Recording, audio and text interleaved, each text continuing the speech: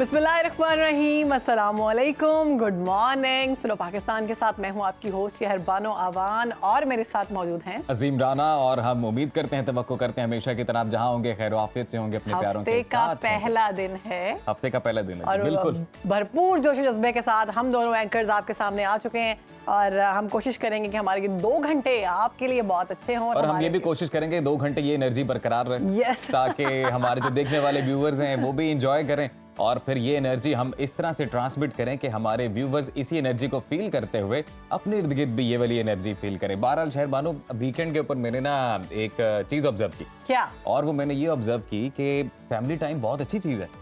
जी जी। वक्त अगर फैमिली के साथ गुजारा जाए बहुत अच्छी चीज है, तो बड़ा अच्छा महसूस होता है आपको, और आपको कई ऐसी चीज़ों के बारे में पता चलता है जिससे जिस तरह की चीज़ों के बारे में ना ज़्यादातर आप दरअसल गाफिल ही रहते हैं, आपको नहीं पता चलता। ये आपकी बहुत अच्छी बात आपने की है। और मैंने कुछ लोगों से एक दिन पूछा कि आप मेच्योरिटी का लेवल क्या होता है, कुछ ना कुछ बताया, कुछ ना कुछ। एक शख्स ने मुझे जवाब दिया, मेच्योरिटी का लेवल ये होता है, जो मुझे अच्छा लगा, आप इसे इख्तिलाफ कर सकते हैं, कि आपको इस चीज़ का अंदाज़ा हो जाए कि आपका वक्त सिर्फ आपकी फैमिली का है, आपका जो पैसा है वो आपकी फैमिली का है, और जो भी आपने दोस्तों में भी इन्वेस्ट करें, लेकिन कोशिश करें कि आपका सब कुछ आपकी फैमिली का होना चाहिए। लेकिन शहर बानो, आपने मुझसे ये नहीं पूछा कि मैंने ये बात क्यों की कि मुझे फैमिली के साथ रह के पता चला एक्चुअली में कि इससे पहले भी तो आप फैमिली के साथ ही रह रहे थे। मुझे कुछ चीज़ों का नहीं पता था, पता चला ना, और वो ये कि महंगाई बढ़ गई। फैमिली के साथ वक्त गुजारा है, बड़ा अच्छा वक्त गुजरा है, लेकिन साथ ही साथ मुझे ये भी पता चला है कि जो हमारी अशियाई ज़रूरियाँ हैं, जो खाने पीने की चीज़ें हैं, वो बहुत महंगी हो गई। आप काफी शॉपिंग में मसरूफ नजर आ रहे हैं। शॉपिंग तो एक अलग चीज़ है भाई, खाने पीने की चीज़ों की बात, प्याज, टमाटर, अंडे और ये वाली जो चीजें हैं, ये भी मसला बहुत ज्यादा बढ़ चुका है। अब समझ नहीं आती कि आप क्या घर में पकाएं, क्या खाएं।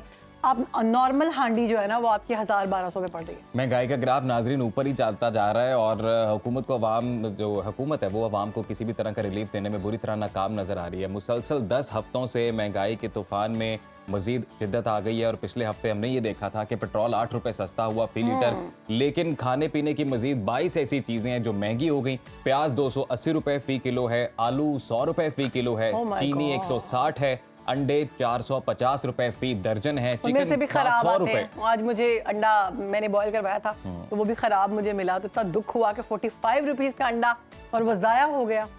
चिकन 700 रुपए शहर मानो। ओह माय गॉड। लहसुन, केले, अंडे, दाल, माश, मूंग और एनर्जी सेवर भी आवाम की पहुंच से दूर हो चुके हुए हैं। कोई ऐसी चीज नहीं है।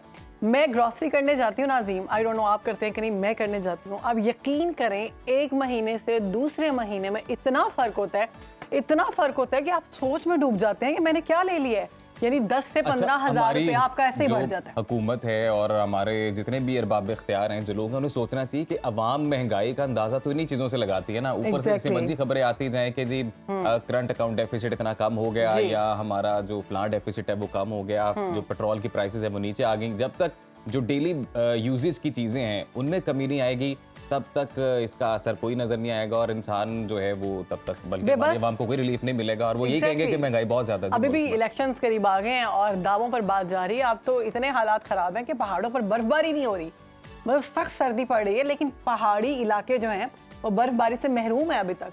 तो इसी पर बात कर लेते हैं। हमारे साथ मौजूद हैं चीफ मेट्रोलॉजिस्ट हैं सरदार सरफराज साहब। वेलकम करते हैं आपको। क्या वजह है, अभी तक क्यों बर्फबारी क्यों नहीं हो रही पहाड़ी इलाकों में? जी बहुत शुक्रिया जी। देखें, सर्दियों में जो अमूमन बारिशें और बर्फ़बारी होती है वो पाकिस्तान में जो मगरबी सिस्टम होते हैं, मगरब से आने वाली हवाओं के नतीजे में हुआ करती है। तो अनफॉर्चुनेटली इस दफ़ा ड्राई सीज़न चल रहा है, और इसलिए कि वो वेस्टर्न डिस्टर्बेंस ऐसी खातिर खा कोई आई नहीं है हमारे करीब और पाकिस्तान में। सवाए बलूचिस्तान में इक्का दुक्का कुछ हल्की सी बारिश हुई थी और हल्की बर्फबारी ज़ियारत वगैरह साइड पे हुई थी। तो ये है कि पूरा दिसंबर ड्राई गया, और पूरा जनवरी भी तकरीबन अब आखिरी अशरा शुरू हो गया जब जनवरी का। तो बेसिकली ये कंडीशन, ये वजह बनी है कि जो वेस्टर्न डिस्टर्बेंस मूव करके आया करती हैं मेडिटेरेनियन सी से, फिर मिडल ईस्ट से होती हुई हमारे यहाँ पहुँचती होती हैं, तो उनकी फ्रीक्वेंसी बहुत कम रही है। पिछला साल अगर आपको याद हो तो 4 से 6 एवरेज वेस्टर्न डिस्टर्बेंस गुजरी थी पिछले साल जनवरी में, 2023 के जनवरी में, फिर फरवरी में, फिर मार्च में, हत्ता कि मई तक मुसलसल चलती रही थी। तो इस बहुत कहिएगा कि ये नॉर्मल ट्रेंड है या ये वेदर की नॉर्मेलिटी है कि इस बार स्नोफॉल ही नहीं देखने को मिली नॉर्दर्न एरियाज में? नहीं, नॉर्मल ट्रेंड बिल्कुल नहीं है, एबनॉर्मल ट्रेंड है। यानी Exactly. ऐसा कभी शाज़ो नादर ही हुआ है कि जनवरी बिल्कुल ड्राई गया और पहाड़ जो है ना आपके बिल्कुल बैरन हो, विदाउट स्नोफॉल हो। तो इस बिल्कुल कभी-कभी कोई सीज़न ऐसा गुज़रा है, शायद हम पिछला डेटा देखेंगे, लेकिन कभी-कभी हुआ है ये, मतलब ये अनयूजुअल है बिल्कुल। सरदार साहब, ये आने वाले दिनों में कोई मुतवक्के है बर्फबारी? देखिए इस महीने के आखिर में ना कोई मेरे ख्याल में 27 या 28 जनवरी से एक स्पेल का आने का इम्कान है। वही अफगानिस्तान के रास्ते से वेस्टर्ली वेव दाखिल होगी, खासकर जो शुमाली इलाका जाते हैं उसमें केपी, शुमाली बलूचिस्तान, फिर केपी और कश्मीर और गिलगित बल्तिस्तान और सेंट्रल पंजाब से ऊपर के इलाके। इनमें उम्मीद है कि 28 या 29 जनवरी से प्रॉबेबली 28 की शाम वाम से कुछ स्पेल आने का इम्कान है। तो उसमें फिर बर्फबारी का भी चांस बनेगा, क्योंकि अच्छा स्पेल दिखाई दे रहा है अगर कंडीशन इसी तरह फेवरेबल अगला हफ्ता पूरा रही तो। सही। जी, बहुत शुक्रिया सरदार सरफराज साहब, आपने सुनो पाकिस्तान को वक्त दिया। और इस वक्त जो ओवरऑल विजन है और बिलखसूस हमारे जो शमाली इलाका जाते हैं वहाँ पे बर्फबारी नहीं हुई, उस हवाले से उन्होंने अपनी राय दी है, अपनी एक्सपर्ट जो ओपिनियन है उससे वो आगाह कर रहे थे। अच्छा, आपने मुझे बताया था कि मैं जा रहा हूँ नॉर्दर्न एरियाज घूमने फिरने, बर्फबारी मैं enjoy आपसे करने। पूछने वाला था अभी कि तक नहीं आप मैं आपसे पूछने वाला था कि आपने कोई प्लान नहीं किया इस बार। अच्छा, मेरा प्लान अच्छा, तो plan, कैंसिल हो गया exactly. इसी वजह से। सेम सेम हमारा प्लान ही था, हमारा टीम के प्लान था, साथ। बिल्कुल हमारा टीम के साथ प्लान था कि हाँ। हम जाएंगे वहाँ पे और जो स्नोफॉल है उसे प्रॉपर कवर करेंगे और अपने व्यूवर्स को But अभी तक हो दिखाएंगे नहीं उस हवाले सका, से, लेकिन ये बर्फबारी पॉसिबल हो नहीं हो रही है। सका बिकॉज ऑफ वेदर। और हमारे मेरे ख्याल से तो जितने भी हमारे लोग हैं जो जाना चाहते हैं नॉर्दर्न एरियाज में बिलखसूस स्नोफॉल को एंजॉय करने के लिए, वो भी नहीं जा पा रहे। एग्जैक्टली और वहाँ पर मेरे ख्याल से जो लोग हैं उनको भी, उनकी भी लाइफ जो है ना वो इससे बहुत जुड़ी होती है, बिल्कुल। तो वो भी मुतासिर हो रही है। और जैसे कि हम दुआ कर रहे थे कि मौसम खुलकर आए, बारिश हो, स्मॉग का खात्मा हो, हालात बेहतर हो, तो ऐसा ही हुआ है कि मौसम थोड़ा बेहतर हुआ है। सख्त सर्दी बेशक पड़ रही वैसे है। शहरबानो, मेरे पास एक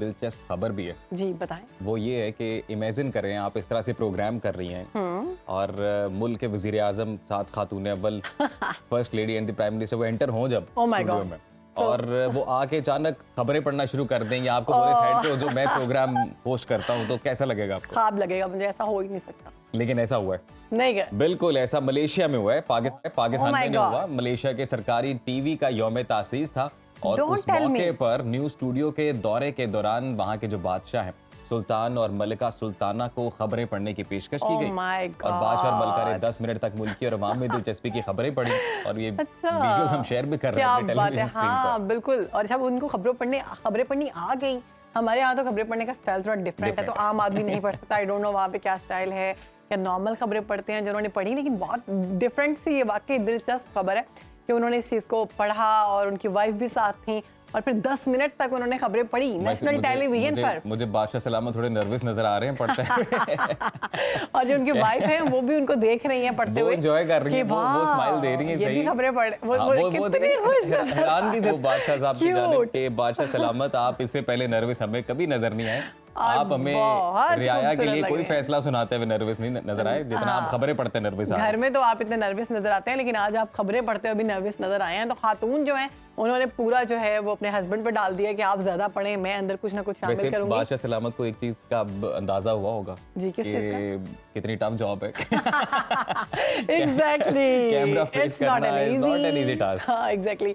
तो अब ये तो होगी मोबाइल फोन की बात कर लेते हैं। मोबाइल फोन की लत जो है वो हम देख रहे हैं इंसानों में तो लग चुकी है, लेकिन उसके साथ जानवर भी पीछे नहीं है। जानवर भी जो है वो मोबाइल फोन यूज करने लगे हैं।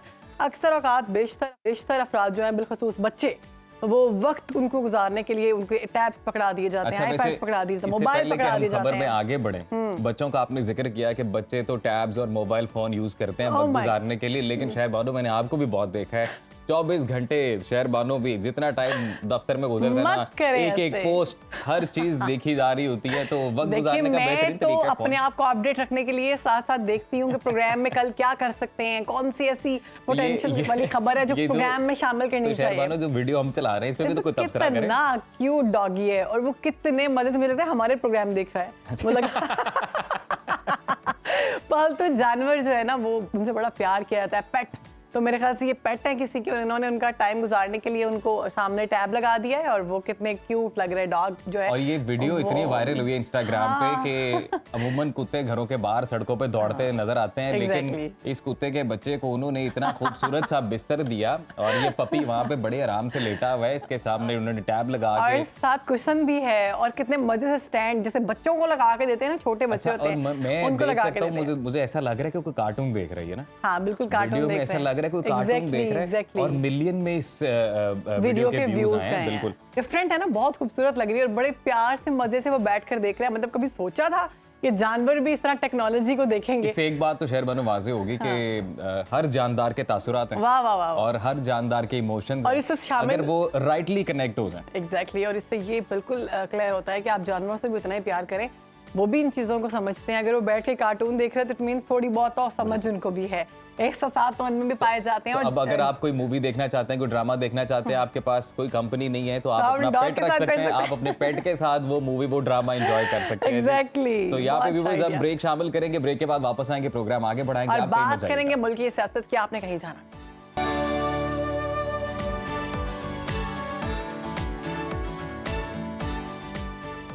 Welcome back after the break. नाज़रीन, प्रोग्राम में आगे बढ़ते हैं, बात करते हैं सियासत की। तो इलेक्शन करीब आ रहे हैं, काउंटडाउन जारी है, सिर्फ 17 दिन बाकी हैं। मौसम की शिद्दत और अमन अमान की सूरत हाल के बावजूद मुल्क के तूलो अर्ज में इंतखाबी सरगर्मियां अरूज पर हैं। गुज़िश्ता रोज़ पीपल्स पार्टी ने नून लीग के गढ़ लाहौर में मैदान से जाया, MQM ने बागे जना कराची में मोर्चा लगाया, जमात इस्लामी ने मर्दान में पावर शो किया, जबकि इस्तेहकाम पाकिस्तान पार्टी ने जनूबी पंजाब के महाज पर वो हमें खासे मुतारिक नजर आ रहे हैं। मगर PTI अभी तक वर्चुअल जलसों तक ही महदूद है। सियासी जमातों की जानिब से जोशो खरोश में मकबूल मुआशी दावे किए जा रहे हैं। बिलावल भुट्टो के बाद हमजा शहबाज ने भी 300 यूनिट मुफ्त बिजली देने का ऐलान किया। इसी तमाम दर सूरत हाल पर बात करेंगे। हमारे साथ मौजूद हैं सीनियर तज्जियाकार हैं अदनान आदिल साहब। वेलकम टू सुनो पाकिस्तान। कैसे हैं? मैं बिल्कुल ठीक हूँ। अदनान 2 महीने हो गए लाहौर में धूप नहीं निकली, धूप का इंतजार कर सारे लाहौर के सब लोग ये तो आपको वो करना पड़ेगा, धूप धूप की तलाश में तो धूप की तलाश से याद आया कि बिजली जो है मुफ्त दी जा रही है। हाँ। और हमजा शहबाज साहब कह रहे हैं कि मुझे बस एक दफ़ा आप सेलेक्ट कर लें, उसके बाद 300 यूनिट आपको फ्री देंगे। दावों का सिलसिला तो जारी है बाकी रहनुमाओं की जानिब से, लेकिन मुझे हमजा शहबाज की ये बात बड़ी क्लिक की है। हम IMF का जो हमारा नया मुआहिदा हुआ है उसमें अब बताया जा रहा है कि अगले साल 11 अरब रुपए के मजीद टैक्स आवाम पर पड़ेंगे, और वो बिजली और इसी सूरत में पड़ेंगे। तो वो किस तरह मुफ्त 300 देंगे यूनिट? देखें, IMF के उसमें कहा जा रहा है कि चीनी पे 5 रुपए किलो टैक्स लगने जा रहा है। पहले इतनी महंगी है, लेदर पे GST बढ़ा दी गई और है। जो गैस पे भी मजीद। अब देखें कि मेरा दिसंबर 2022 में जो बिल आया था गैस का, वो तकरीबन 4,500 रुपए। उतनी ही गैस इस मरतबा दिसंबर में इस्तेमाल हुई तो 20,000। ओह माय गॉड। तो 4 गुना ज्यादा बिल आया है। बाद लोगों का 5 गुना ज्यादा। बिजली के भी ऐसे आ रहे हैं? अच्छा, बिजली का भी यही हो गया। पहले ही मैंने कैलकुलेट किया तो 65 रुपए यूनिट पड़ा मुझे। ओह माय यानी टोटल बिल को टैक्सेस मिला के जब मैंने यूनिट से तकसीम किया तो 65 रुपए का यूनिट पड़ा। तो जो दुकानदार हैं वो कहते हैं 100 रुपए, उससे भी ज़्यादा का पड़ रहा है। तो पहले ही इतनी महंगाई है ये। अच्छा, अब बजट जो हमारा है, यानी बहुत आसान है ना, कि जैसे आमदन और अखराजात होते हैं। बिल्कुल, तो हुकूमत की भी आमदन और अखराजात होते हैं, तो उसके जो अखराजात हैं उसकी आमदन से 2 गुना है।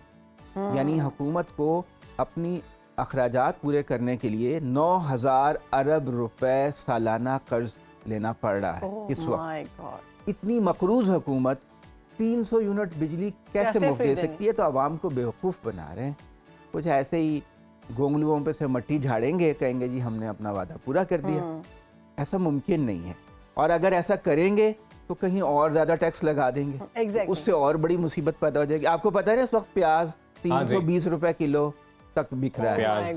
320 रुपए का गोश्त। गवर्नमेंट का जो रेट है वो 280 तक जा रहा है। जी, देसी अंडे मिल ही नहीं रहे, और जो मिल रहे हैं 700 रुपए दर्जन। मैंने अभी अपना दुख सुनाया कि मैंने 45 रुपीस के अंडे मिल रहे हैं। हाँ, और उसमें से अंडे खराब होते हैं। ये जो 2 साल हैं पिछले, इसमें तो महंगाई ने आवाम को बिल्कुल तबाह बर्बाद कर दिया है। इतनी महंगाई है, 45% सरकारी तौर पे है कि 45% पिछले हफ्ते अफरात ज़र की शरह रही है महंगाई की शरह। यानी 100 रुपए का नोट जो था 55 रुपए का हो गया था। तो अब इन हालात में तो ये बताएं कि ये कैसे अखराजात कम करेंगे, कैसे आमदन बढ़ाएंगे और कैसे रोजगार पैदा करेंगे। ये उल्टे सीधे वादे कर रहे हैं। ये समझते हैं कि आवाम को इन वादों से हम बहला सकते हैं, नाथ साहब, वैसे बेवकूफ़ अब बना तक सकते हैं। जितनी सियासी जमातें मुहिम चला रही हैं जो मैदान में है, आपको किस जमात का मंशूर हकीकी मानों में भाया है जिसने आपको? देखिए मुझे तो किसी का भी अच्छा किसी का भी अच्छा अभी अच्छा पीटीआई ने तो दिया ही नहीं, तो वो तो सिर्फ एक नारा उन्होंने दिया है कि गुलामी नहीं आज़ादी, लेकिन बाकी उन्होंने मंशूर अभी तक नहीं दिया। और जो ये कह रहे हैं कि हम 30 लाख मकान बना देंगे, भाई पैसे तो है नहीं, बनाओगे कैसे? बड़े जिम्मेदारों पर टैक्स लगाते नहीं, ताजिर जो 30-40 लाख ताजिर हैं, दुकानदार, वो टैक्स देते नहीं, सिर्फ 30,000 देते हैं। तो जब आप टैक्स तो हुकूमत वसूल नहीं कर सकती है, बिजली चोरी होती है, वो जो बिल देते हैं उनसे आप सारा पैसा इकट्ठा कर रहे हैं, जो नहीं देते हैं उनसे आप ले नहीं सकते हैं। 25% बिजली जो हुकूमत देती है उसके पैसे उसको मिलते ही नहीं है, यानी 100 यूनिट बेचती है तो 25 यूनिट के पैसे उसको नहीं मिलते हैं। तो और फिर पाकिस्तान पे इतना कर्जा है बैरूनी कि 25 अरब डॉलर का नया कर्जा चाहिए पुराने उतारने के लिए सालाना, पुराने कर्जों के लिए नए कर्जे लिए और तिजारती खसारा पूरा करने के लिए। तो मुल्क की मईशत तो बहुत बुरे हालात में है, सियासतदान अवाम को बता नहीं रहे हैं, झूठे वादे कर रहे हैं, और अवाम जो है उनके वादों में अगर आ गई तो बड़ी बदकिस्मती होगी। जब बैरिस्टर गौहर ने इंटरव्यू दिया वॉइस ऑफ अमेरिका को और उनकी जानिब से कहा गया कि मुल्क की सबसे बड़ी जो सियासी जमात है उसको इंतखाबात में बाकायदा तौर पर हिस्सा नहीं लेने दिया जा रहा है, इंतखाबी निशान छीन लिया गया और दीवार से लगाने की कोशिश की जा रही है, पॉइंट ऑफ नो रिटर्न तक लेके जाया जा रहा है, वो कंसिलिएटरी मोड में भी थोड़ा नजर आए, तो क्या लगता है आपको? अजीम देखिए, मैं 1977 के पहले इंतखाबात मुझे होश में याद हैं, भुट्टो साहब ने कराए जी, वो उस वक्त से इंतखाबात देखता आ रहा हूँ। फिर ज़ियाउल हक ने वो फिर उसका रिजल्ट कैंसिल हो गया, मार्शल लॉ लग गया। 1985 में गैर जमाती इलेक्शन भी मैंने देखे। मैंने कोई इलेक्शन ऐसा नहीं देखा जिसमें किसी पार्टी को, एक पार्टी को बिल्कुल आउट कर दिया जाए, उसको इलेक्शन के अपने सिंबल से महरूम कर दिया जाए। और इस मरतबा पहली बार ऐसा हो रहा है। इतने इलेक्शंस आपने कवर किए। सिंबल, यानी मैं 1990 से रिपोर्टिंग कर रहा हूँ और मैं देख रहा हूँ सब इलेक्शन कवरेज करके, कभी किसी पार्टी के साथ कैसा सलूक नहीं हुआ। फिर उनके कागजात नामजदगी दाखिल नहीं कराने दिए गए, कई जगह उनको छीना गया, कई जगह उनके अगवा कर लिया गया, तस्दीक कुनिंदा, तजवीज़ कुनिंदा। अब वो जलसे नहीं कर सकते, कॉर्नर, अब वो छोटी छोटी अपने कॉर्नर मीटिंग्स कर रहे हैं। हाँ जी। तो एक बहुत ही अनफेयर इस वक्त नामुवाफिक हालात हैं। ये एक इलेक्शन जो है बड़ा अजीब व गरीब इलेक्शन है, मेरी तो समझ में नहीं आ रहा है कि इसे इलेक्शन कहा जा सकता है। यानी बहरहाल जैसा भी है इलेक्शन, अब अगर देखना ये होगा कि 8 फरवरी को लोग कितने बाहर निकलते हैं, क्या बद्दिलों के घर बैठ जाते हैं या ज़्यादा तादाद में वोट डालने जाते हैं। जाना चाहिए, वोट डालना चाहिए। और फिर क्या बोगस वोटिंग तो नहीं होती? सही। क्योंकि अगर फेयर इलेक्शन, अब भी इन हालात में भी थोड़े बहुत फेयर इलेक्शन हो गए, यानी बोगस वोटिंग ना हुई और काउंटिंग ठीक हो गई, तो भी मुल्क के लिए अच्छा है। हालांकि अभी भी बहुत कुछ गड़बड़ हो चुका है, वो सही कह रहे हैं, तो पॉइंट ऑफ रिटर्न तक नहीं जाना चाहिए। बहुत अच्छा होगा कि रियासत और तहरीक इंसाफ मामला मुल्क को कौम के लिए हर शख्स का ये फर्ज है कि वो जाकर अपना वोट जो है वो जरूर डालें और दूसरों पर मत रहे। बहुत शुक्रिया, आपने हमें वक्त दिया। हमारे सेगमेंट का वक्त खत्म हो गया, मजीद इंशाल्लाह बात करेंगे, लेकिन कल। तो अभी एक ब्रेक के बाद।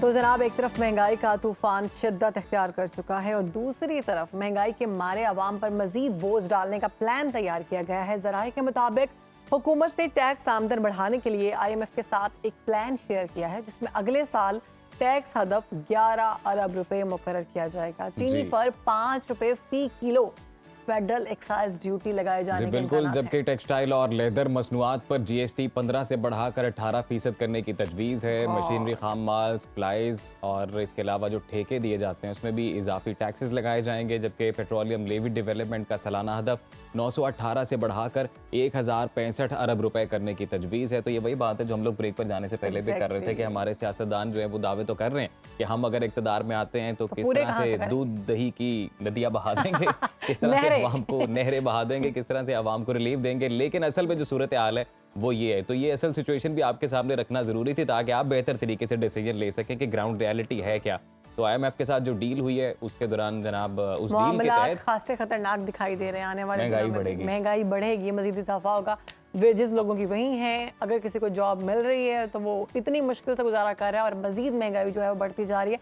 साल के साथ जो है किसी की सैलरी में इजाफा नहीं किया जाता मोस्टली जितनी पाकिस्तान में कंपनीज हैं, जबकि होना चाहिए ऐसा। लेकिन साल में होना तो शहर कितने परसेंट महंगाई बढ़ा होना तो बहुत कुछ चाहिए। लेकिन मैं आपको और अपने व्यूवर्स को एक अच्छी खबर भी सुनाऊं, ये ना कहे लोग कि ये लोग तब से हमें डरा ही रहे हैं, महंगाई की खबरें बताई जा रहे हैं। तो अच्छी खबर है खेलों के मैदान से, और वो ये कि शाहीनों ने बिलाखिर जीत का मजा चख लिया है व्यूअर्स, और पाकिस्तान वाइट वॉश से बच गया है। 5वां T20 मैच जिसमें पाकिस्तान ने न्यूजीलैंड को 42 रन से शरबानो शिकस्त दी। शुक्र है, और पाकिस्तान ने पहले बैटिंग करते हुए 8 विकेटों पर जो है वो 134 रन्स बनाए, और ये बहुत मुश्किल से हम एक मैच जीतने पे और इसमें ये हमने रिकॉर्ड भी लगाया है, हमने न्यूजीलैंड की सरजमीन के ऊपर लोएस्ट टोटल बनाकर हमने बड़े शानदार तरीके से उसे डिफेंड किया है। और इसमें जो की फैक्टर था इस मैच के दौरान वो हमारे स्पिनर थे। हमारे जो स्पिन बॉलिंग थी बड़ी कमाल रही। इफ्तिखार मीनिया छाया रहा जी, उन्होंने 3 विकेट्स लिए हैं और 24 रन दिए। इसके अलावा मोहम्मद नवाज ने 2 विकेट्स ली और उन्होंने 18 रन खाए। शाहीन अफरीदी ने भी 2 विकेट। शाहीन अफरीदी की चूंकि बतौर कप्तान एक डेब्यू सीरीज है, उनके भी रिमार्क्स जो सामने आए वो भी खासे दिलचस्प हैं। 42 रन से पाकिस्तान ने ये मैच जीता है, और कीवीज की सरजमीन पर उन्होंने पहला मैच जीतने में कामयाबी हासिल कर ही ली फाइनली। और ठीक है, सीरीज हमारे हाथ से निकल गई, लेकिन एक मैच तो जीत गए ना, व्हाइट वॉच से तो बच गए। रिजवान के साथ ओपनिंग कौन करेगा? हाँ, ये भी एक कंफ्यूजिंग सी वो सिचुएशन रही है T20 के दौरान कि ओपनर्स कौन होने चाहिए, वो एक्चुअली में सिचुएशन सेटल नहीं हो पाई है। तो अब देखिए मिडिल ऑर्डर के बारे में भी यही बातें हैं। मिडिल ऑर्डर में कौन देखें आएगा, जी, अगर आप मैच हार गए ना तो फिर तो हर चीज के ऊपर ही सवाल लेकिन अगर जीत गए हैं तो फिर इट्स ओके। नहीं, वो भी ठीक है। वैसे ज़का अशरफ भी इस्तीफा दे के जा चुके हैं। All is well. और शाहीन अफरीदी ने बोला है कि जी वो खासे पुरजोश हैं और वो खुश हैं कि एटलीस्ट पाकिस्तान वाइट वॉश नहीं हुआ है, और ये जीत उनके लिए बहुत जरूरी थी, उनके करियर के लिए बहुत जरूरी थी। कॉन्फिडेंस आता बड़ा जरूरी होता है कि सीरीज में वो किस तरह की कारकर्दगी की गई है पूरी टीम की जानिब से। और उन्होंने बोला हमने काफी सीखा है इस सीरीज से, क्योंकि T20 वर्ल्ड कप भी जून में आ रहा है गालिबन। तो उन्होंने बोला कि उसकी भी तैयारी हमारी जो है ना वो भरपूर तरीके से होगी। अल्लाह करे कि अच्छी तैयारी करें, हमारी बेस्ट विशेस हैं जी हमारी कौमी टीम के साथ। हम तो सपोर्ट करते रहेंगे कि आप छा जाएं, छा जाएं। तो व्यूअर्स, इससे पहले कि हम ज्यादा छा जाएं, हम चाहते हैं हम ब्रेक ले लें। एक छोटी सी ब्रेक के बाद हाजिर होंगे। अब कहीं जाना नहीं, हमारे साथ हमारे गेस्ट मौजूद हैं।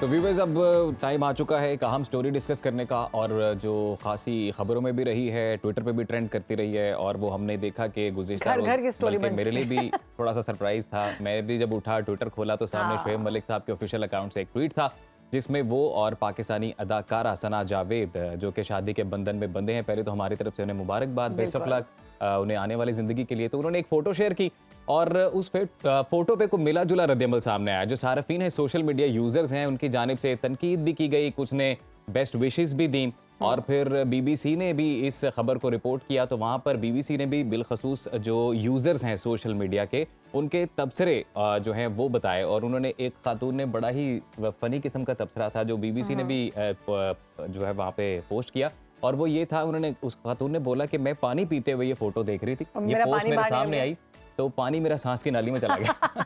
तो ये कुछ लोगों के लिए शॉकिंग भी रही, ऊपर हावी कर लेते हैं वो लोग। बिल्कुल, ये शॉकिंग भी रही लोगों के लिए, कुछ लोगों के लिए सरप्राइजिंग थी, और कुछ लोगों के लिए बहुत एक्साइटिंग न्यूज़ भी थी। अच्छा, शुएब मलिक की जो साबिक अहलिया सानिया मिर्जा, उनका जो रद्दअमल सामने आया एक्स पर, उनका जो पोस्ट था उसका लुब्बे लुबाब ये था, उन्होंने जो अपनी पोस्ट में लिखा, और वो ये लिखा कि जिंदगी का कोई भी फैसला आसान नहीं होता, हर चीज़ में मुश्किल है, शादी करना मुश्किल है, निभाना मुश्किल है, और फिर अलग होना भी मुश्किल है। तो आखिर में इन्होंने लिखा कि आप सबको अपनी मुश्किल का फैसला खुद करना है कि आपको कौन सा रास्ता आपने तलाश करना है। तो इस सारी सूरत हाल पर बात कर लेते हैं। बिल्कुल जी, रिलेशनशिप कोच हमारे साथ मौजूद है सादिया वाइन साहिबा। वेलकम टू सुनो पाकिस्तान। सादिया साहिबा, ये कल से क्या हो गया, हर तरफ यही चल रहा है, शुएब सना की शादी, शुएब सना की शादी, या शुएब और सानिया की शादी के भी बहुत चर्चे थे जी। अब शुएब सना की शादी के तो उससे ज्यादा चर्चे हो गए हैं। अब क्या मतलब, हम किसी को जीने देंगे? क्या वजह है, क्यों ऐसे हम किसी की भी शादी से इतने परेशान हो जाते हैं, इतने मुतासिर हो जाते हैं? ये माइंडसेट कब चेंज होगा? अव्वल तो ये माइंडसेट कभी भी चेंज नहीं होगा, एक बात। दूसरी ये बात है कि जब वो ये भी ख्याल आया कि जब तस्वीरें कल फेसबुक पे बहुत ज्यादा आ रही थी दोनों मियाँ बीवी के, नए नए दूल्हा दुल्हन की, तो ऐसा लगा कि जैसे ये फेक है। हाँ, क्योंकि हमारे मुल्क में ये बड़ा होता है। मुझे भी ऐसा लगा देख के जैसे AI से बनाई गई है जी। फिर जब नया प्रोजेक्ट आ रहा है इनके साथ, ऐसा ही है। क्योंकि लास्ट टाइम भी ऐसा हुआ था कि जब शुएब मलिक साहब जो हैं, अल्लाह पाक उनकी नई जिंदगी स्टार्ट हुई है, give them the best of luck. ये तलाक होना, ये दूसरी शादी होना, ये कोई बड़ी बात नहीं है, कॉमन फैक्टर है वैसे हमारे मुल्क में। लेकिन वो एकदम कभी कभी ऐसा होता है कि कोई और चीज़ नहीं मिल रही होती ना, तो एक चीज़ नजर आती है तो उसके पीछे पड़ गए हैं। हर चीज को भूलकर हम उन दोनों को पीछे पड़ गए हैं। हालांकि उन दोनों को कौन नहीं जानता है, क्रिकेटर है, नए जोड़े एक को एक्ट्रेस है। नहीं देनी चाहिए। मोस्टली हमारी तरफ से ये होना चाहिए कि देखिए शादी एक बड़ा एक पाक बंधन है, एक पाक रिश्ता है। अब अगर किसी की, हमारा दीन इस चीज की इजाजत देता है कि अगर दो लोग आपस में नहीं रह पा रहे तो बेहतर है कि वो अलग हो जाएं। तो टॉक्सिक होने से बेहतर नहीं है कि आप अलग हो के उससे शादी कर लें जो आपके लिए बेहतर है या आपको लग रहा है। बिल्कुल 100% यस, कि टॉक्सिटी से दूर रहना तो हर इंसान के ऊपर मेरे ख्याल में बहुत वाजिब होना चाहिए। क्योंकि इंसान की पर्सनालिटी कभी भी ग्रूम नहीं करती अगर वो एक ऐसे इदारे में या ऐसे मियाँ बीवी इकट्ठे रह रहे होते हैं जिनकी आपस में बनती नहीं है और रोज लड़ रहे होते हैं। Exactly. अगर इन दोनों की अलहदगी हुई तो मुझे लगता है वो ये है कि जो अफेक्टेड होता है वो बच्चा है। हाँ जी, इनका बस डिवोर्स में या खुला है व्हाटएवर दे आर सेइंग, जो इफेक्ट होता है वो सिर्फ बच्चे होते हैं अगर होते हैं। क्योंकि मियाँ बीवी तो अपने अपने रास्ते में चले जाते हैं, किसी की शादी हो गई, कोई फ्लर्टेशन में चला गया, कोई भाग गया या अपनी जिंदगी को खुशी में गुजारता रहा, लेकिन इफेक्ट बच्चे होते हैं और होते रहेंगे। लेकिन इसका मतलब हरगिज ये नहीं है सॉरी कि दो लोग इकट्ठे ऐसे साथ रह रहे हो जो बच्चे के सामने लड़ लड़ के पागल हो रहे हैं, अब्यूसिव लैंग्वेज यूज कर रहे हैं, एक दूसरे को ताने मार रहे हैं जी, Exactly. और एक दूसरे पर ब्लेम डाल रहे हैं। तो इट इज मच बेटर कि बच्चा जो है वो किसी एक फैमिली के साथ रहे और सुकून जिंदगी गुजारे। जी। मुझे सादिया साहब ज़िया मोइनुद्दीन साहब की ना एक बात याद आ रही और बड़ी ज़बरदस्त एक बात कर रहे थे, एक पब्लिक पेरेंट्स थी उनकी, उसमें उन्होंने बोला कि शादी एक ऐसा रिश्ता है जिसमें दो लोग मिलकर इस तरह रहते हैं कि एक दूसरे को रहने नहीं देते। मेरे ख्याल में बिल्कुल ठीक कहा था उन्होंने, क्योंकि उनके साथ भी यही हुआ था कि उनको भी रहने नहीं दिया था। अच्छा सादिया साहब, ये मेरे ख्याल से ये इस पर रोशनी डालेगा, एक्सपर्ट राय दीजिएगा कि since they both are celebrities और इंसान के जज्बात कनेक्ट हो जाते हैं ना सेलेब लेकर, तो उनकी पर्सनल लाइफ में क्या चल रहा है वो चीज़ भी हम लोग बड़ी क्यूरियस हो जाते हैं उस बारे में, और फिर जो अब उनको आइडियलाइज भी कहीं ना कहीं करना शुरू कर देते हैं, तो फिर उनकी पर्सनल लाइफ के जो एक्शंस होते हैं वो कितने असरअंदाज होते हैं और कितने होने चाहिए एक्चुअली? वैसे तो इन दोनों की पर्सनल लाइफ पे टके का कोई असर नहीं होना। Let me be very honest, आपने कहा ना कि एक्सपर्ट राय, खैर एक्सपर्ट क्या राय देनी, वही राय है जो होनी चाहिए कि वो दोनों सेलिब्रिटीज हैं और दोनों के दबा के मशहूर हैं और दोनों की दबा के हरकतें भी मशहूर हैं, दोनों की, मिर्जा की भी और ये शोएब मलिक जो है, दोनों की। अब शोएब मलिक हमारे मुल्क का एक बहुत अच्छा नाम रह चुका हुआ है। अभी कुछ अर्सा पहले तक तो उसकी वाइफ जो है जो पाकिस्तान की भाभी थी, अब वो खुलाशुदा या तलाकशुदा एक्स पाकिस्तान की भाभी होगी। आई डोंट थिंक कि इस तरह के अल्फाज के साथ पाकिस्तान के रहने वालों को मजाक उड़ाना चाहिए। अब वो उसके कपड़े भी डिस्कस होने लग गए कि वो ये पहनती थी। I mean come on, that's not your business. अगर एक आदमी ने, एक मुसलमान आदमी ने शादी कर ली, या उसकी वो पहली थी या दूसरी थी, अब तो कह रहे हैं वो उसकी दूसरी थी और ये उसकी तीसरी है, तो वैसे भी आजकल आपने नोट किया होगा ऑफिशियली तो दूसरी कह रहे हैं। हाँ जी, लेकिन आपने शायद अगर कल प्रोग्राम देखा है तो जो इंडिया है वो बाकायदा निकाहनामा दिखा रहा है, इसका पहला वाला और दूसरा इसका और ये तीसरा। उनको तो मिल गई ना खबर, मिल गई उनके मीडिया को, वो पूरे मुल्क से लड़के सानिया ने शादी की, वो तभी शादी नहीं बेचारी, उन्होंने तो कहा ये तो क्या हो गया, हमारी लड़की क्यों जा रही है, और वो भी उनके क्रिकेटर के साथ। बिल्कुल आप जो इंडिया में जब हमारी इनसे वो कहते हैं ना, उन्होंने सवाल पूछा था जब सानिया की शादी हुई थी कि जब इंडिया और पाकिस्तान का मैच होगा और तुम्हारा मियाँ जो है वो पाकिस्तान के लिए खेल रहा होगा, तुम क्या दुआ करोगे, सपोर्ट करोगे? तो उसने कहा था कि मैं सपोर्ट अपने मुल्क को करूंगी, लेकिन मैं दुआ करूंगी मेरा मियाँ जो है वो अच्छा परफॉर्म करे। यस, तो देखिए वो अपने मुल्क के लिए दुआ करेगी एंड मेरे ख्याल में इसमें कोई बुराई नहीं है अगर वो हमारे नेबरहुड में रहती है। हाँ, हम साया मुल्क में रहती है और वो वहाँ की रहने वाली है हमारी जी।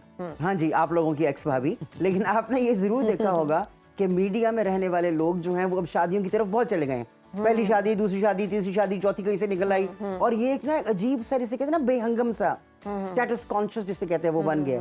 Everybody is getting married, I don't know why. साहिबा, मिला जुला रद्द-ए-अमल सामने आ रहा है सोशल मीडिया पर। कुछ लोग कह रहे हैं कि ये इसने क्या कर दिया, गलत किया, बहुत गलत किया शोएब ने। कुछ लोग कह रहे हैं कि बहुत अच्छा किया।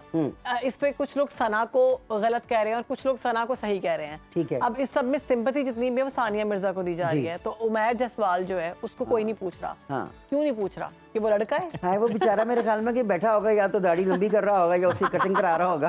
क्योंकि देखिए इनकी, मुझे एक चीज पसंद आई है कि इनके अगर ये लोग अलग हुए हैं तो बड़ी ग्रेस के साथ अलग हुए। हाँ जी, एक दूसरे पर ताने या एक दूसरे पर अजीब तरह की स्टेटमेंट्स नहीं दी जा रही, तो रिस्पेक्ट करनी चाहिए जी।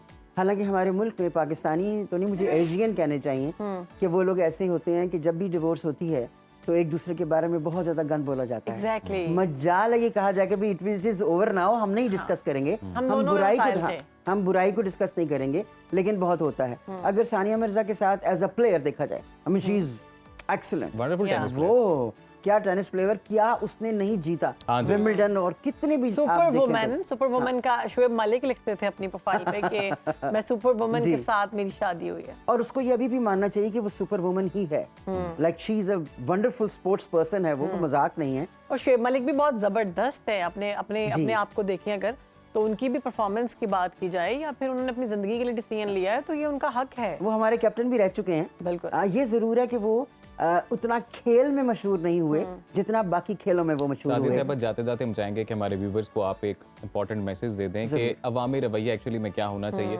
और किस तरह से और कौन काम कर सकता है अवामी रवैये को शेप करने में, कैसे बेहतर कर सकते हैं। हाँ, मेरे ख्याल के मुताबिक हमको अपना माइंडसेट के ऊपर जरूर काम करना चाहिए।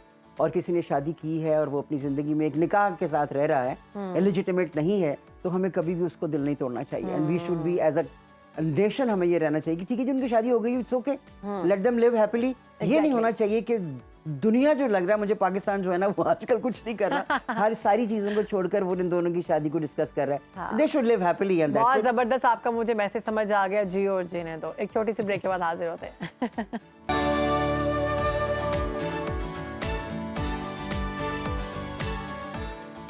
Welcome back. जनरल इलेक्शन कुछ दिन की दूरी पर हैं और सियासी गहमा गहमी हर गुजरते दिन के साथ बढ़ती जा रही है। जोड़ तोड़ का सिलसिला भी जारी है।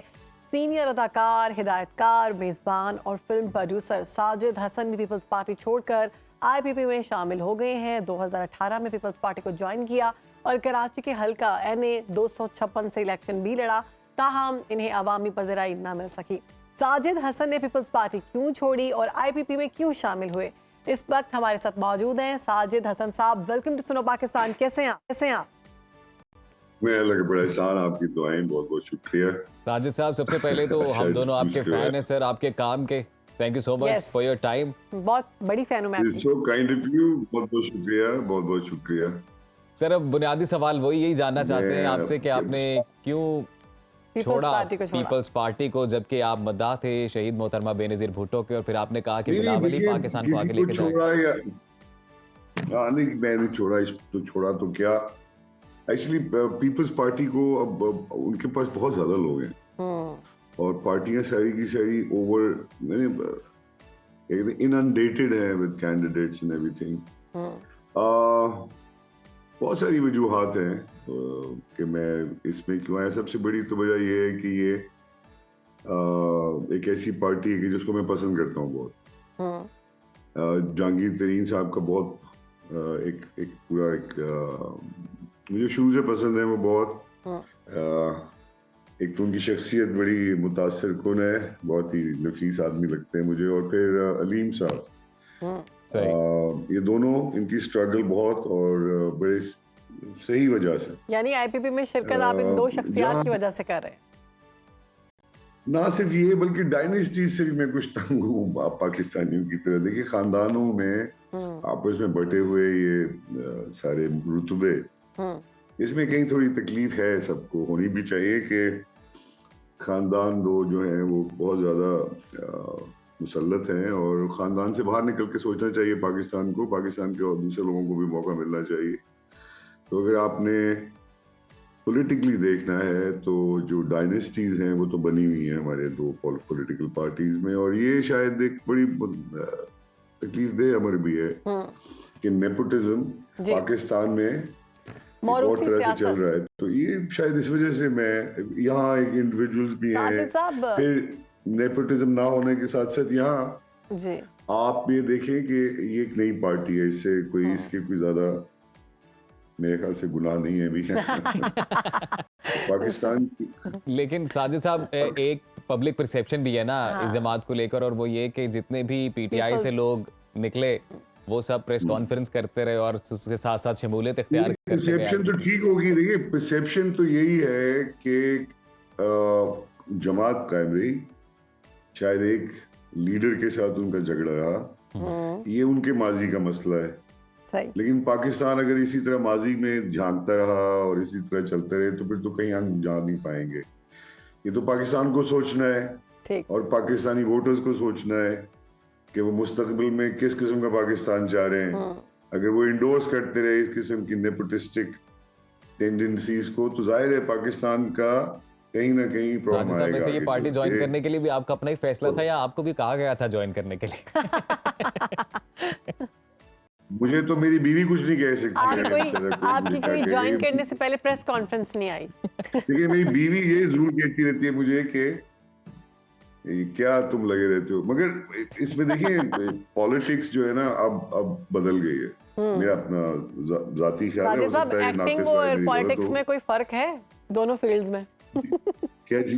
अब नहीं, मुझे दोबारा बताएं क्या बोला। एक्टिंग में और पॉलिटिक्स में आने के बाद कोई फर्क नजर आया आपको? नहीं, पहले पॉलिटिक्स में तो मैं काफी अरसे से हूँ। आइदर वे मैं सवाल जवाब करता रहा हूँ इन सबसे एज ए जर्नलिस्ट, और वो फिर भी मैं करता रहूंगा। वो चीजें नहीं चेंज होंगी। जो काम है वो तो करता रहना चाहिए ना, जिसकी वजह से आपको अल्लाह ने इज्जत दी है, वो तो करते रहना चाहिए।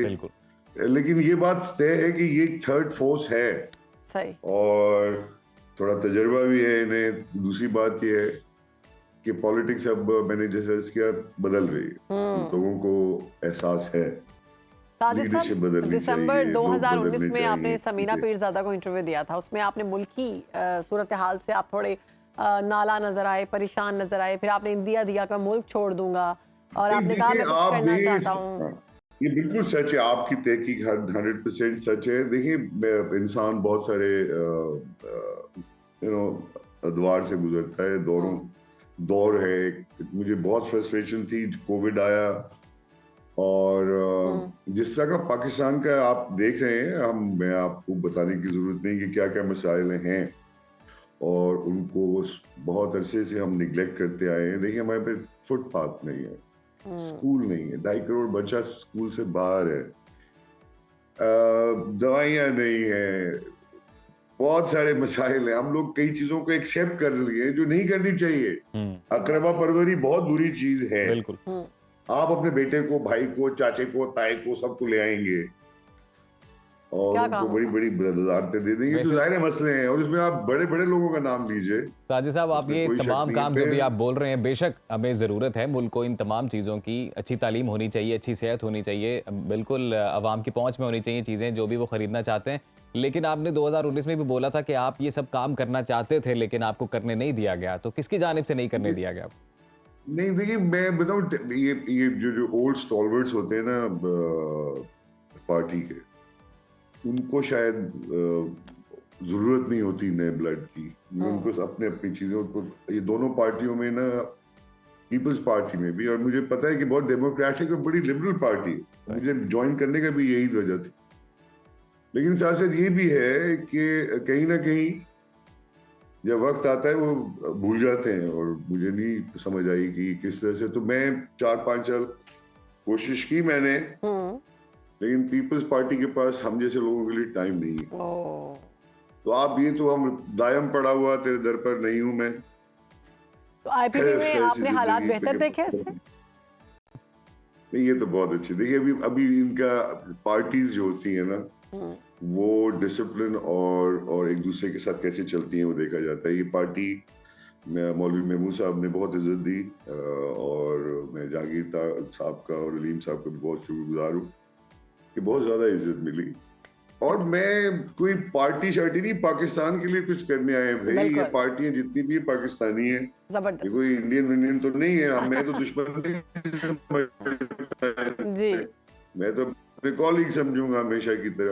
हमारी बेस्ट विशेस आपके साथ हैं। हम चाहते हैं कि आप जिस जमात का हिस्सा है वो जमात जीते, लेकिन अभी कंसिडरिंग द फैक्ट्स, और अगर हम देखते हैं कि हुकूमत बनती है और आईपीपी जो है वो ऑब्वियसली किसी जमात का साथ देती हैं, इत्तेहादी अगर बनती हैं, और आप भी अपने हल्के से जीतते हैं अगर इंशाल्लाह, तो हम ये जानना चाहते हैं कि कौन सी मिनिस्ट्री आप लेना चाहेंगे और क्या काम करना चाहेंगे आप? देखिए मैं ये बड़ी हंसी, बिल्कुल इस पे मुझे भी हंसी आती है कि क्या मिनिस्ट्री और क्या इस उम्र में। मैं इस सारे सिलसिले को इस तरह से देखता हूँ कि इस बार मुझे क्या लगेगा। इस बार तो आप देखें जिस तरह का हंगामा, जिस तरह का प्रेस चल रहा है, जिस तरह से बाकी पार्टीज के जलसे हो रहे, लगता तो ऐसे ही है कि साजिद इनके साहब बीच आपने में जिक्र मुकाबला किया कि रहेगा, इस लेकिन उम्र में फर्क मैं ये- क्या मिनिस्ट्री लूंगा, तो ये तो बात ना करें। बड़े बड़े बुजुर्ग सियासतदान अभी तक सीट्स पे अपनी जंग लड़ रहे हैं किसी तरीके से। मैं बुजुर्ग सियासतदान नहीं बनना चाहता था, मैं तो बुजुर्ग वैसे ही हो गया हूँ। मैं वैसे ही बात कर रहा हूँ कि इस उम्र में मैं हूँ, आदमी हर चीज सबसे ज्यादा अल्लाह मियाँ से डरता है, खौफ खाता है इस वजह से ऐसे ही है। कि पता नहीं कब इसकी शाम हो जाए। तो ये जो वक्त है, इसमें मैं अपने बच्चों के लिए काम करना चाहता हूँ, क्या मैं बात। तालीम के लिए काम करना चाहता हूँ, मैं अपनी पार्टी को जितवाना चाहता हूँ। इस साल नहीं, अगले इलेक्शन में से हम काम करना चाहें वेरी तो गुड। बहुत काम है। ऑपोजिशन का भी बहुत काम है। अगर हमें रेलीगेट किया गया और उस तरह से वोट नहीं मिले तो अगली दफा देख लेंगे। तो इस वजह से तो कोई पार्टी में घुसता नहीं है। मैंने 4 साल पीपल्स पार्टी के साथ भी इसी कोई ऐसा साजिद साहब, वैसे ये ड्रामा कोशिश की इंडस्ट्री और उनसे- हमारी फिल्म इंडस्ट्री भी काफी ग्रो कर सकती है, इसमें भी खासा पोटेंशियल मौजूद है, तो इसके लिए देखिए, क्या काम किया जा सकता है? स्पोर्ट्स एंटरटेनमेंट, इसमें कुछ नहीं हुआ अभी तक। आप लोगों ने, मैं आपको बता नहीं सकता कि हम सब ह्यूमन हालात में रह रहे हैं, जिसमें यहाँ के बड़े बड़े फनकारों को आपने देखा किस तरह से कस्मा कुर्सी से वो उनकी अख्ताम साजिद हुआ। साहब लास्ट में बता हम दें कि सब आप अलग- बेसिकली कितनी बड़ी जिम्मेदारी है आपके ऊपर, ये आप क्या समझते हैं कि कौन से ऐसी अहम अनासिर हैं जिन पर आप काम करना चाहते हैं और जिस वजह से आपने अरे IPP में एजुकेशन तो शमूलियत- सबसे पहले, बीबी एजुकेशन। देखिए 2.5 करोड़ बच्चा, आपको भी मुझे खौफ है कि वो 2.5 करोड़ मेरा हमारा आपका बच्चा जो है वो पढ़ नहीं रहा, तो वो आगे आके वक्त में किस किस्म का इंसान बनेगा, किस तरह का लोग बनेंगे, वो दुनिया में आने वाले वक्तों में किस तरह से मुकाबला करेंगे एक इंतहाई टेक्निकल वर्ल्ड का, जिसमें AI अब शामिल हो चुका है, जिसमें आप देखें बिटकॉइन से लेके कहाँ कहाँ दुनिया पहुंच गई। हम जबरदस्त। बेसिक तालीम नहीं दे पा रहे। तो ये एक बड़ी, सबसे बड़ा जो काम है मैं समझता हूँ, और उसको बहुत ही ज्यादा हम तेजी से करेंगे। और कल महमूद साहब से भी यही बात हुई, तालीम तालीम तालीम तालीम, और तालीम बालगा उसमें हमारा शामिल है। तालीम तो बहुत सबसे पहले है जबरदस्त यार, और सोच है सही आपकी, तालीम बहुत होती है। जबरदस्त मैसेज दिया आपने साजिद हसन साहब। हमें ऐसे ही लीडर्स की जरूरत है और ऐसे ही और नुमाइंदे खवातीन हमें को मत चाहिए। भूलिए, खवातीन को इक्वल राइट्स, खवातीन को इक्वल राइट्स, खवातीन को इक्वल राइट्स, खवातीन को equal rights। जबरदस्त। इक्वल राइट्स खवातीन को तो भूल भी नहीं सकते हैं। बहुत शुक्रिया साजिद साहब, आपने सुनो पाकिस्तान को वक्त दिया और बेस्ट विशेस आपके आपके साथ साथ है, अल्लाह आपको कामयाब करे और आपके जो जितने भी नेक मकासद है उसमें आप मजीद कामयाब हो। तो यहाँ पे भी बस ब्रेक शामिल करते हैं, ब्रेक के बाद वापस आते हैं जी।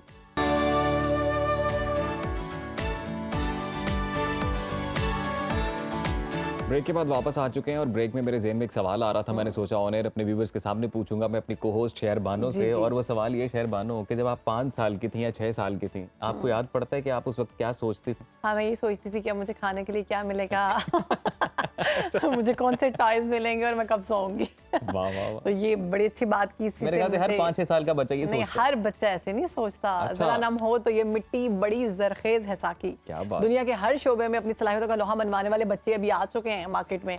आज हमारे साथ एक ऐसे ही सुपर किड मौजूद हैं जिनकी उम्र तो बहुत कम है मगर वो बड़े बड़े कारनामे करते हैं। वो आरजे भी हैं, वो जर्नलिस्ट भी हैं, वो प्रोफेसर भी हैं। हाँ, बिल्कुल। और वो सोशल मीडिया पर भी छाए हुए हैं। खुद तो वो स्टूडेंट है लेकिन वो प्रोफेशनली टीचर भी हैं और उनके पास जो है ब्रिटिश काउंसिल की सनद याफ्ता उनके पास एक डिग्री है जिसमें वो उस्ताद हैं, पढ़ा प्रॉपर। सकते हैं, उस्ताद हैं वो। तो उनसे बात करते हैं। हमारे साथ मौजूद हैं मोहम्मद हसनैन। हसनैन, वेलकम टू सुनो पाकिस्तान। कैसे कर लेते हैं आप इतनी छोटी उम्र में इतने काम? सबसे पहले मैं सुनो का बहुत बहुत उनकी सारी इंतज़ामिया का और आप सबका बहुत बहुत शुक्रिया अदा करना चाहूँगा ताकि आप लोगों ने मुझे ये मौका दिया कि मैं यहाँ पर अपनी बातों को शेयर करूँ, यहाँ पर सारा कुछ बोल सकूँ। और इतनी छोटी उम्र के अंदर ये सब कुछ करना बहुत बड़ी बात नहीं है। It just takes a lot of hard work, it takes a lot of resilience. काफ़ी मेहनत चाहिए होती है। अगर आपके अंदर ये सारी if you have the capacity, अगर आपके अंदर ये सारी चीज़ों को करने की सलाहियत है, ऑफ कोर्स आसान काम है।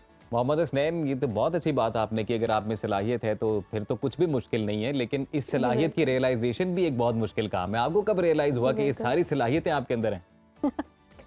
वेल, देखा जाए तो I had a long journey of my self, क्योंकि शुरू के अंदर किसी भी माँ बाप को, किसी भी बच्चे को ये पता नहीं होता कि मेरी क्या सलाहियत है, what is my capacity, what can I do and what can I not do.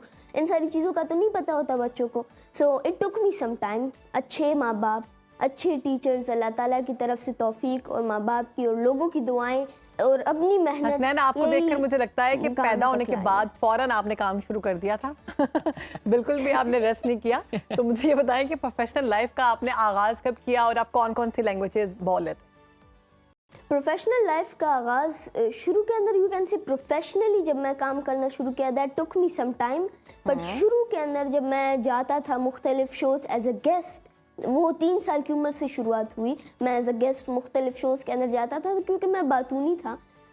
लगभग 4-5 साल की उम्र के अंदर मैंने अल्हम्दुलिल्लाह official auditions, Khyber Pakhtunkhwa radio Peshawar का एक रेडियो था, मैंने ऑफिशियल ऑडिशंस किए एंड आई गॉट नॉमिनेटेड और वहाँ पर जज के सीट के ऊपर मुझे बैठाया गया एक एजाज़ के तौर पर। और वहाँ से मेरी रेडियो ब्रॉडकास्टिंग की जर्नी शुरू हुई। फिर वो स्टेप से गया सो मॉडर्न लैंग्वेजेस की तरफ, जर्नलिज्म की तरफ, इंग्लिश लैंग्वेज की तरफ आया।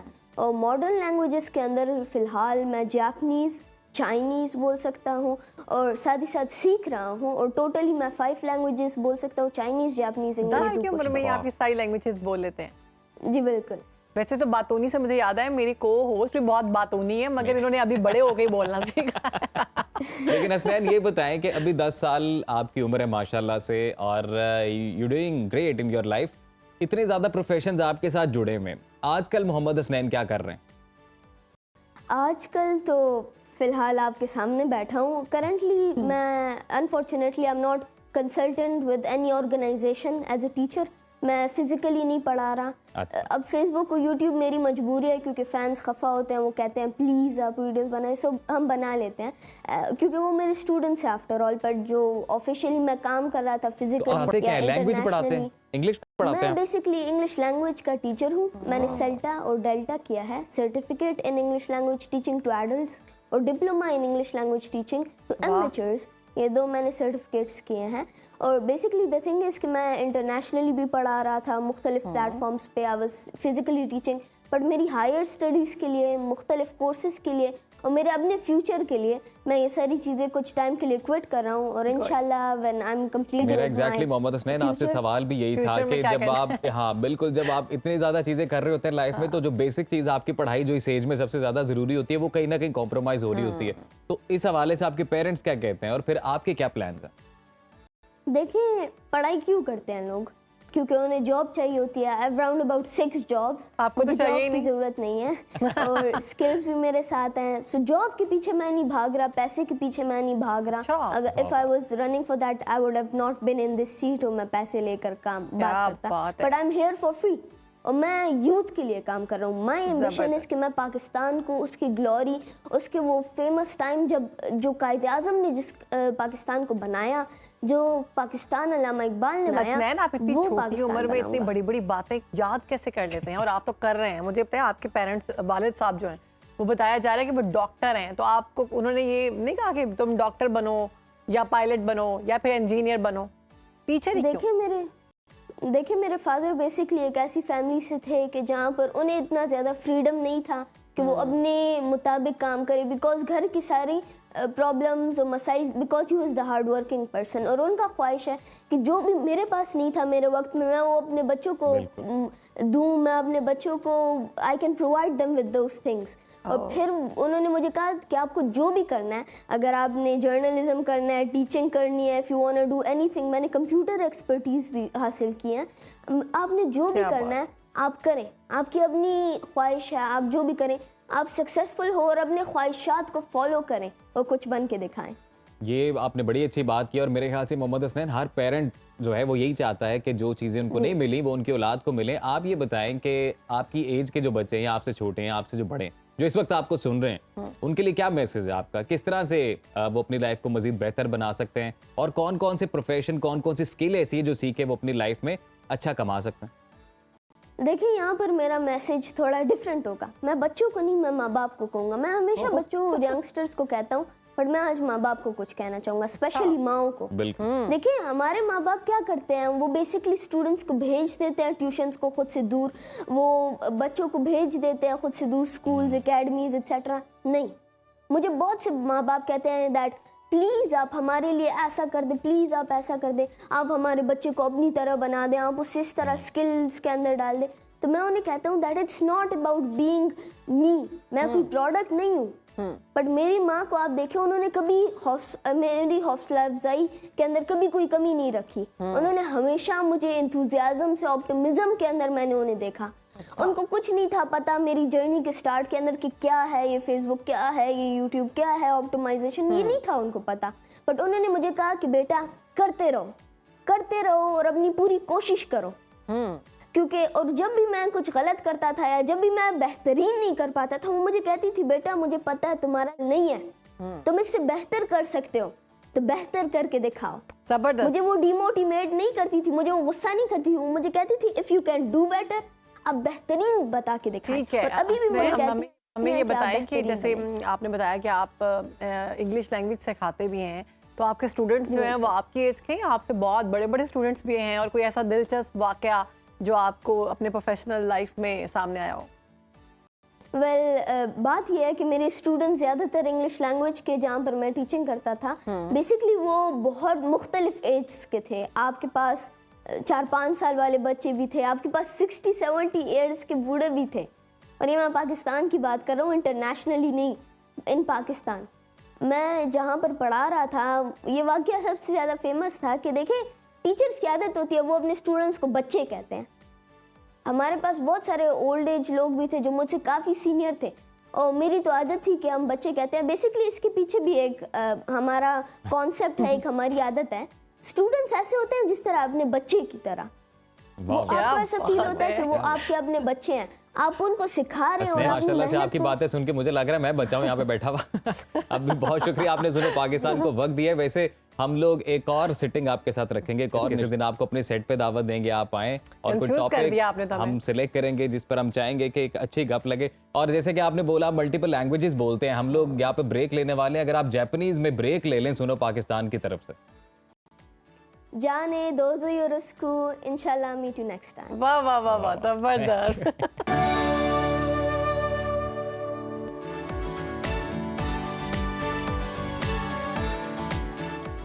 अजीम, मुझे ये बताएं आप जी कि सोशल मीडिया पर वायरल होने के लिए क्या करना चाहिए? अच्छा, ये मैं भी कई अक्सर सोचता हूँ बैठ कर, कई लोग मुझसे पूछते भी हैं कि आप चूंकि मीडिया पे आते हैं तो ये बताएं सोशल मीडिया पे वायरल कैसे हो सकते हैं। वैसे कोई हार्ड एंड फास्ट रूल नहीं है, लेकिन मुझे ऐसा लगता है जो मेरा तज्जिया है ना वो ये कि आप कोई भी चीज़ अनयूजुअल करें, कुछ भी बेढंगा करें, यानी यहाँ पे डांस करें तो हो जाएंगे। हाँ, आप कुछ डिफरेंट करेंगे ना तो आप वायरल हो जाएंगे। और आज सुनो वैसे पाकिस्तान को वायरल करना, मुझे सुनो पाकिस्तान को आज हम वायरल करेंगे इस सेगमेंट में इस तरह से। आज हमारे साथ सोशल मीडिया सिंगर अजर शाह मौजूद हैं। वाह वाह वाह। मशहूर कवालियों और गानों को जो कि फेमस हैं ऑलरेडी, उनको ये मशहूर मीम्स के साथ रिमिक्स करके कुछ गाते हैं। अच्छा, तो आज सुनते हैं, आज और हमारे साथ मौजूद उनको हैं। खूबसूरत करते हैं या बर्बाद करते हैं, या आपने खुद फैसला करना है। अजय शाह साहब, उनकी टीम जो है, उनको सबसे पहले वेलकम करते हैं। जी वेलकम। शाह साहब, हम चाहेंगे कि आप स्टार्ट जो है ना वो अपने कवाली से करें। जी ज़रूर। जो चीज़ वायरल हुई, जो चीज़ वायरल, हाँ, बिल्कुल please। बिल्कुल। अच्छा, इसकी डेफिनेशन थोड़ी सी मैं बता दूं आपको। ये काका ने गाया था, तो काका। मुझे किसी ने कहा जी यार ये सुनाए। मैं क्या, मैंने कभी सुना नहीं। तो मैंने कहा यार चलो मैं अपनी तरफ से उसको धुन की, अपनी तरफ से उसके उस वक्त पता नहीं क्या था, तो मैंने वो चढ़ा दी। सारी हुआ था आप पे। हाँ जी, मुझे नहीं पता ये वायरल होगी। तो वो लोगों ने लाइक की, आवाम ने पसंद की, तो मैंने कहा यार ये तो सोने पे सुहागा हो गया। आमद हो गया आप पे। आमद। हाय हाय। तो वो क्या चीज़ वायरल थी? चीजें भी आमद होती हैं। जी जी, क्या? तो आमद पे अपनी ट्यून बना के अपना कंपोज, वो थोड़ा सा रिदम चेंज करके वो किया। इरशाद। बिस्मिल्लाह।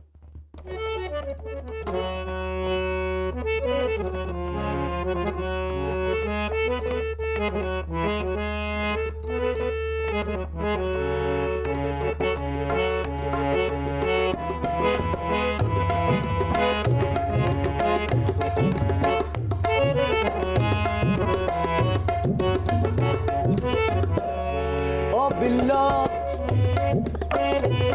ओ बिल्लो,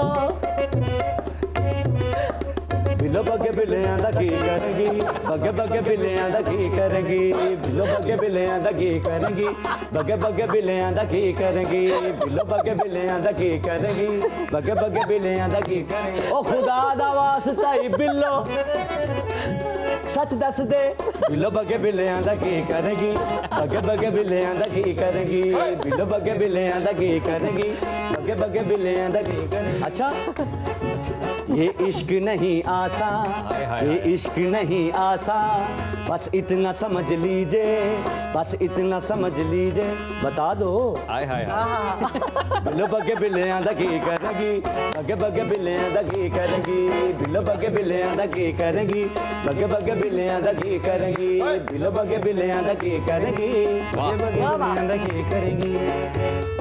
ओ बिल्लो सानू प्यार दे नशियां च ला के अब गैर हो गई हो बिल्लो बगे बिल्लियां दा की करेगी बगे बगे बिल्लियां दा की करेगी बिल्लो बगे बिल्लियां दा की करेगी बगे बगे बिल्लियां दा की करेगी बिल्लो बगे बिल्लियां दा की करेगी बिल्लो बगे बिल्लियां दा की करेगी बगे बगे बिल्लियां दा की करेगी। अच्छा अच्छा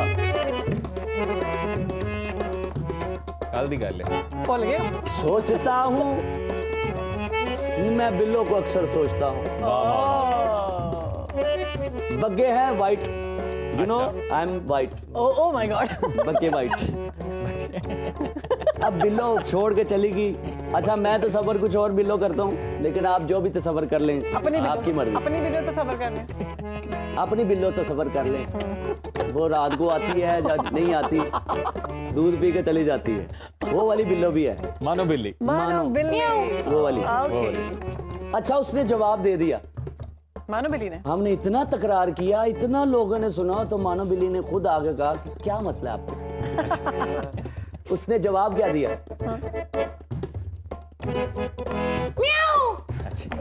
बिल्लो बगे बिल्लियां दा की करेगी बगे बगे बिल्लियां दा की करेगी बिल्लो बगे बिल्लियां दा की करेगी बगे बगे बिल्लियां दा की करेगी बिल्लो बगे बिल्लियां दा की करेगी बगे बगे बिल्लियां दा की करेगी। ये सुनो टीवी के जो बिल्ले बग्गे हैं जो बिल्लो बग्गे हैं इनको देखने वाले जो भी बिल्ले और बग्गे हैं इनको बता दो सच क्या बिल्लो बगे बिल्ली बिल्लो बग्गे बिल्लियां दा की करेगी बगे बगे बिल्लियां दा की करेगी बिल्लो बगे बिल्लियां दा की करेगी बगे बगे बिल्लियां दा की करेगी।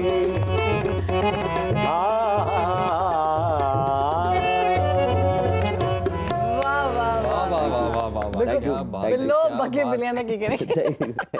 आपने ये जो बाल अपने ब्लॉन्ड किए हैं ये इसी गाने के लिए किए हैं बिल्लो बगे ये बात ये भी अच्छा होगा है ना। असल में मेरे जो है जेनेटिक है अच्छा अच्छा बाय द बर्थ है। तो ये आप इतने सुर में कैसे गा लेते हैं? मैंने मेहनत की है। अच्छा कितनी? 12 साल। ओह वाह वाह 12 साल की मेहनत के बाद ये आपको हासिल हुआ। मैं 8 साल जो है आज आप बात सही कह रहे हैं असल में उलझने ही इतनी है पाकिस्तान सर में कुछ और न कर दीजिएगा वो शैम्पू कराए उन्हें। अच्छा उलझने ही इतनी है जैसे ये उलझने हैं वैसे पूरे पाकिस्तान में उलझने हैं हर बंदा परेशान है।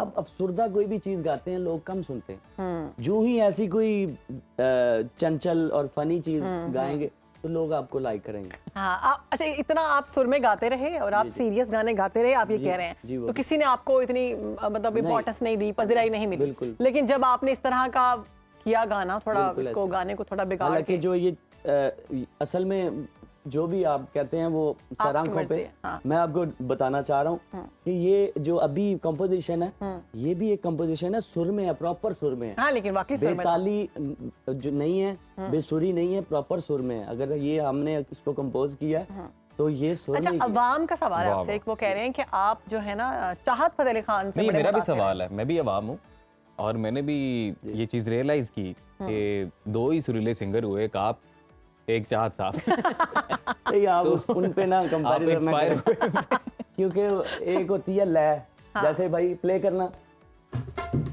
ये वाह वाह इस पे गा रहे हैं आप वाकई वाकई टोटल ट्रैक आप हमने इस पे गाया सही सही। चाहत साहब की मैं बात नहीं करूंगा जिसे मालिक दे मैं वो ये बात नहीं करता जिसको मालिक इज्जत दे मगर अगर हम आपस में अगर काम के सिलसिले में आते हैं तो चाहत साहब हमारी तरफ से 0 है। अच्छा अच्छा जी क्योंकि हम ये काम सीख के लेकिन आए। सोशल मीडिया पे लोग आपको सेम Compare कर रहे हैं ना। कंपैरिजन में नहीं वो लेके आ आप रहे हैं। अगर तो जैसे आप समझदार हैं तो समझदार हैं वो समझ आते हैं कि नहीं सुर और लय का आवाज पता तो है। वाकई आपकी अच्छी है। जी, इसको thank you अगर बहुत। आप किसी गजल की सूरत में कुछ और इस कुछ तरह का और कोई भी है कोई जो आपका आपने viral बनाया जो- हो? हाँ जी, हाँ जी। मोए मोए मोए मोए वो सुना मोए हो सुना मोए। है प्लीज प्लीज।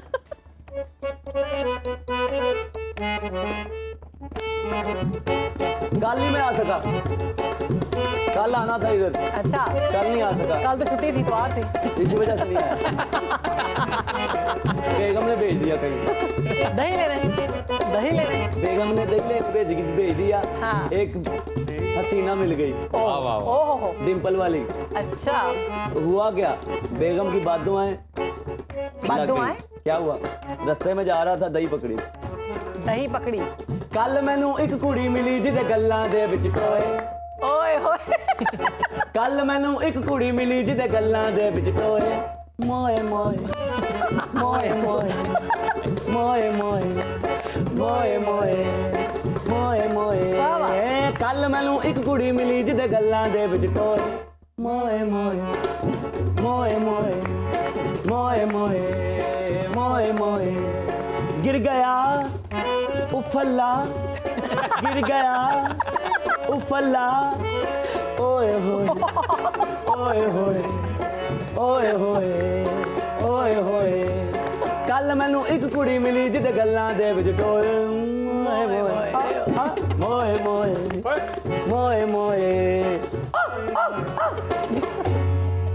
ये क्या था? ये End एंड में पे क्या चाहत था? आ गया।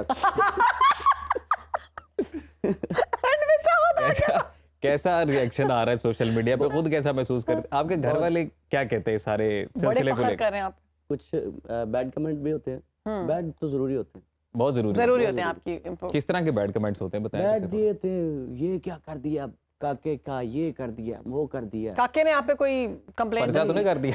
असल में कंपोजिशन हमने चेंज किया ना, अपनी कंपोजिशन थी अच्छा, हमारी, अच्छा, लफ्ज उसके थे। लफ्ज? हाँ, तो वो कॉपीराइट्स नहीं आता इसमें? नहीं कॉपीराइट, हमने यूट्यूब को यूज ही नहीं किया फेसबुक। अभी नहीं, यहाँ फेसबुक पे या उस पे। तो आपको इस पे कुछ कॉन्सर्ट्स के लिए लोग बुला रहे हैं? जैसे जी। आपने मुझे कहा कि रात पूरी में रात 3 कॉन्सर्ट में बजे था। आए हैं, वही मैंने आपसे बात कर रहा था, हमारे लिए जहाद है सुबह सुबह आना। तो ये करके आए हैं रात तो अजर साहब, ऐसी कोई सिचुएशन कभी हुई, कोई बंदा बेहोश हो गया तो उन्होंने कहा जी आपका कोई गाना सुनाते हैं, जरा होश में आ जाए? हाँ जी, मेरी परफॉर्मेंस जो होती है ना, जहाँ भी होती है, आग लग जाती है। आग लग जाती है। मैं जो है ना एनर्जेटिक करता हूँ। ये मोए मोए आपने ही इंट्रोड्यूस करवाया या हाँ पहले जी, का था मोए हाँ जी, मोए? हाँ जी, ये मेरा ही। सही सही। अच्छा, आप इतना, वैसे आपकी आवाज़ अच्छी है, इसमें कोई Thank you. शक नहीं है, आप इतना अच्छा गाते हैं, तो आप दूसरी जो सीरियस वाली मौसीकी है, क्लासिकल मौसीकी, उसकी तरफ क्यों नहीं आया? उधर भी हूँ मैंने सारी जिंदगी यही गाया। अच्छा। अभी हम मैशअप कर रहे हैं कवाली में, नया ट्रेंड अच्छा अच्छा, लेके आ रहे हैं सही सही। कि कुछ इंडिया के जो लेटेस्ट लोग सॉन्ग सुनते हैं तो हम उसको कवाली के। सोशल मीडिया की आवाम को आप एंटरटेन कर। जी जी जी, सही सही। वो एक चीज बनाई है, मैंने कहा वो अभी रिसेंटली कल ही बनाई है, मैंने कहा ये कल तो जो सुनो है, पाकिस्तान में सुना दे सुनो फिर, पाकिस्तान पे सुनाऊंगा तो वो। बगैर टाइम वेस्ट किए। जी बिस्मिल्लाह। वैसे अजर साहब, जानते जानते ना एक सवाल मेरे जहन च आ रहा है, मैं सोचा मैं तुहानू पूछ लवां, और वो ये कि आपकी माशाल्लाह हेयर स्टाइल बड़ा कमाल है। Thank you. हमने मेरा पिछले भी दिन एक ऐसा ही है। सेगमेंट किया और उसमें ये था कि हम लोग जो बच्चों को या बड़ों को सर में जुएं पड़ जाती हैं, जी, तो जी। उसके ऊपर हम लोगों ने सवाल किए काफ़ी। तो आपको कभी इस तरह की मुश्किल का सामना करना पड़ा? असल में मुझे नहीं पड़ती जो है। अच्छा, क्यों? मोए मोए मोए मोए। वो मुझे किसी ने पूछा कि आप ये किस तरह कर लेते हैं, मैं कहा जैसे सर में खारिश करते हैं। वाह वाह वैसे कर वाह, लेते क्या बात है। हम अपने चलें व्यूवर्स को भी जी। कहते हैं कि व्यूवर्स हमें दे इजाजत प्रोग्राम से, और जाते जाते अजर शाह जी का मशहूर कल आपसे मुलाकात अगला होगी गाना। इंशाल्लाह। तेरी नजरों में है मेरे सपने, तेरी नजरों में है मेरे सपने, तेरी नजरों में है मेरे सपने, तेरी नजरों में है मेरे सपने, मेरे सपनों में है नाराजी, तेरी नजरों में है मेरे सपने, मेरे सपनों में है नाराजी।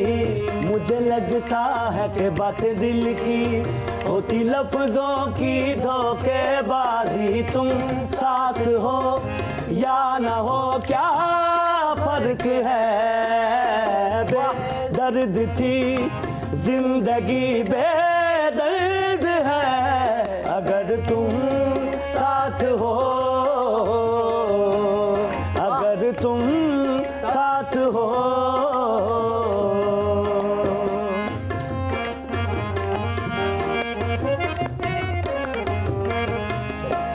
चन्ना मेरे आ चन्ना मेरे आ चन्ना मेरे आ